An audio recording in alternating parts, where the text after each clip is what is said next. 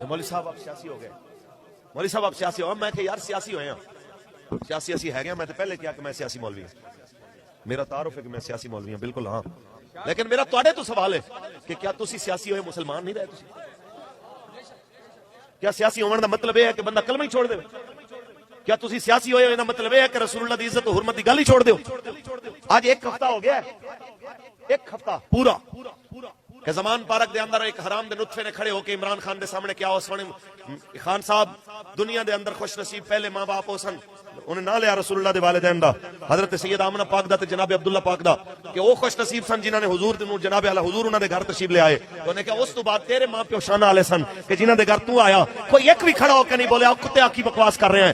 کتے عمران خان تے کتے رسول اللہ دے صحابہ، کتے حضور دی آل، کتے جنتی جواناں دے سردار مولا حسن تے مولا حسین. وہ ایڈی وڈی بکواس کر دیتی، تو زبان بند کر، کوئی ایک بھی نہیں بولن والا. تے انہاں دی شان تے بڑی اونچی ہے، میرے کریم آقا دے صحابہ تے اہل بیت دی شان تے بڑی اونچی ہے، حضرت امام زین العابدین دی شان تے بڑی اونچی ہے، حضرت جناب امام حسن عسکری دی شان تے بڑی اونچی ہے، میرے آقا دے جناب اہل بیت دے امامہ دی شان تے بڑی اونچی ہے، حضور دی فقہ دے امامہ دی شان بڑی اونچی ہے، حضور دی حدیث دے امامہ دی شان بڑی اونچی ہے. اور تو تے اس برابر بھی نہیں جی تو اعلی حضرت تاجدار مہار شریف ایک باری گزر کے گئے ہیں.